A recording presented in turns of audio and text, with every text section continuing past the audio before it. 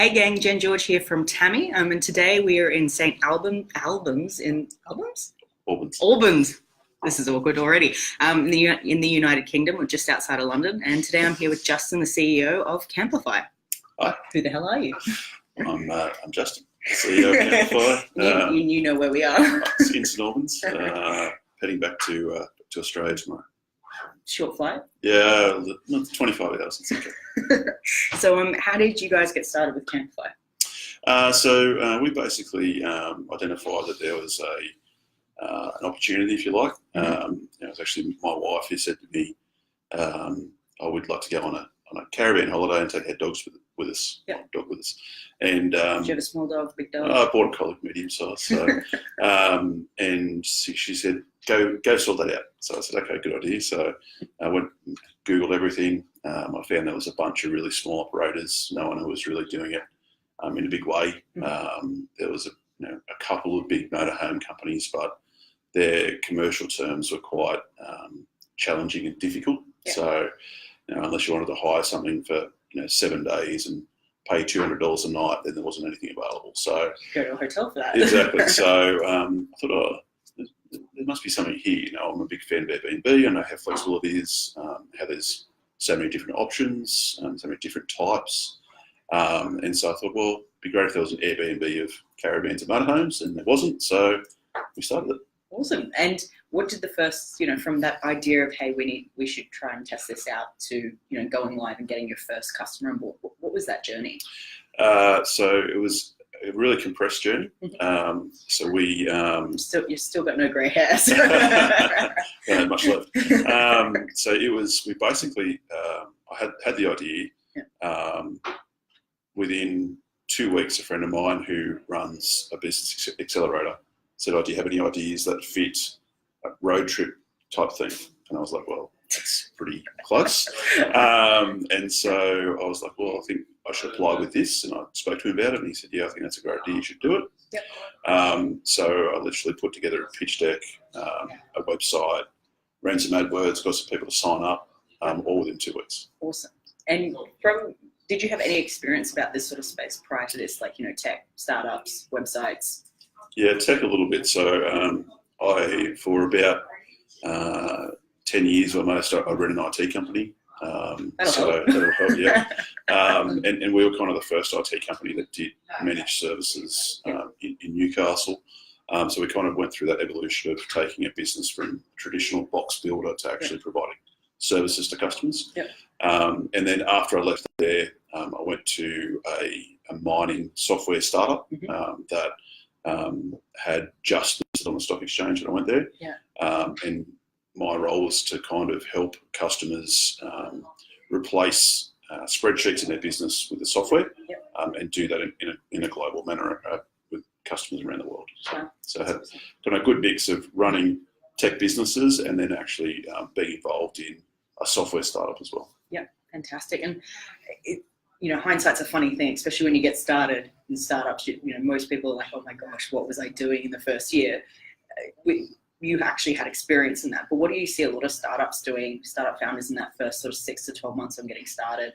Yeah, I think it's interesting. I was listening yesterday to a podcast about a company called Justin TV. Never heard of that, yeah. So they actually pivoted and became Twitch. Twitch, okay. So they're like an online video platform for people who play games and record themselves and live stream. Oh, right, yeah. So they were sold to... it's amazing how big that is. Yeah, huge. I think it's like something like 2% of all internet traffic is that. So they sold to Yahoo a few years ago for a couple of $1 billion. Shouldn't change. But what they were talking about, and the same thing I found, is that they spent their first 2 years of business actually just trying stuff, talking to their customers, finding out what it was that they needed, what could they focus on, and they didn't actually focus on that niche until very late.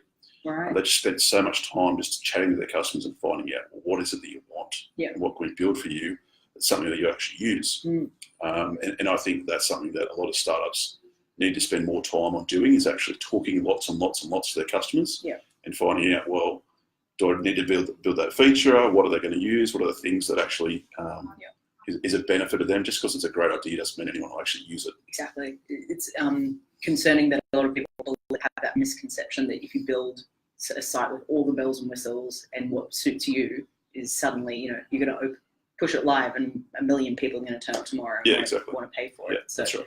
It doesn't happen, to be very clear.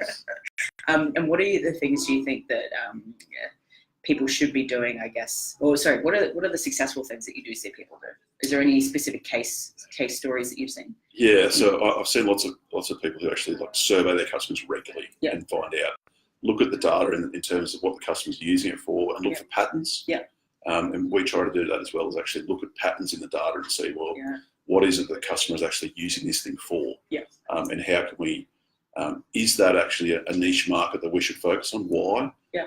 And how do we get more of that and build more around that? There's a startup here in London called Employ. They're a recruitment hospitality-based marketplace, and they literally email out to their customers, their business customers and candidate customers every week and say, hey, here are the top 10 requested features so far.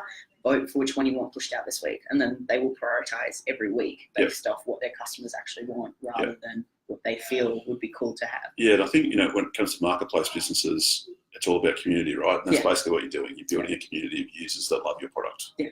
Well, you hope that. Yeah. So then, you know, you've gone live, got your first customers on. What was that journey from that stage to, I guess, the growth stage?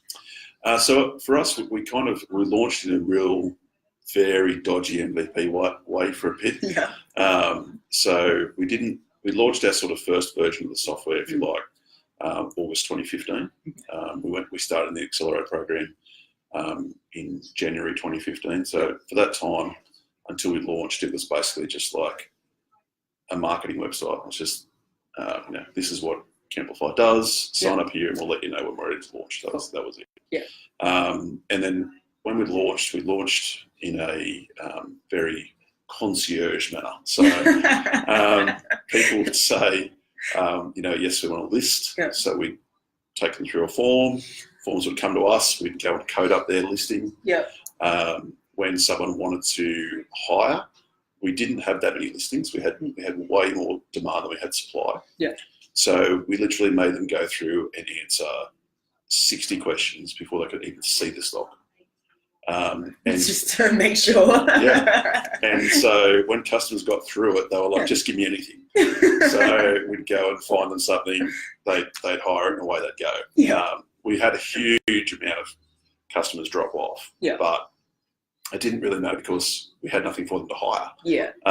So for us, it was just about, you know, trying to maximise what we had. Took hours the matching algorithm at one shift as well for the first, you know, period of time. So I think there's a club going of people. Yeah. So that was really, it was quite slow. And so from August 2015 until about August 2016, our growth was really hard. It was a real slow growth, but it was quality engaged users when we had them. Yeah, and it meant that you weren't paying for a system to be built that you didn't even know if people were going to use. Correct. It meant that you could just get something out and get traction. So if you were going to raise or whatever, you had those numbers. That's right, yeah. So we learned a lot about our customers in that time.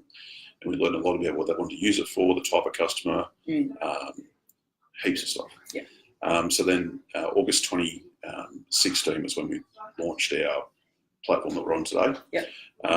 And we coincided that launch with an insurance offering. So one of the things that we learned was that this thing doesn't work if you don't have insurance. Yeah. You have to have an insurance policy that helps your customers and makes it easy for them. Mm-hmm. So we went out and sourced that product as well. Great. And we launched both those things together. Yeah. And then sort of from that point, I think at that point we had about maybe 150 listings on the platform. Yeah. So fast forward to August last year, I think we're up to about maybe 600, and now we're up to about 2,500. So we saw a lot of growth very fast once we did those couple of things. Yeah, fantastic. And what are the sort of things that you were measuring to determine, are you guys heading down the right track? So it's basically 3 key metrics. So it's listings, booking inquiries, and then total transaction value. Yeah. So we can look at it and say, okay, well, we've got this many listings, that's giving us this many booking inquiries, and then that's converting into this many dollars. Yeah. And that's really all we care about. Yeah. and then we, as we are on this growth path, as long as we're growing those three things, we're fine. The rest sorts itself out. Sort itself out, but at some point we'll need to look at conversion optimization so we can increase the gap between those things at some point. I know that you've been specific about your lifetime values and making sure that your caps are in place. So you probably don't look at them as metrics at the moment because you've set it up in a way. We do, but we look at them, I guess, probably on a monthly basis and just make sure that we're spending in line with what we expect to see. Yeah. So we know how much a customer generates us, and as long as we are positive in that way, so we're not, spending over what a customer actually costs us in terms of what they return, then we're fine. You're all good. Perfect. And, what does the future hold for Camplify? You guys are here in the UK, you're in Australia. What's next? Yeah, so I think we're still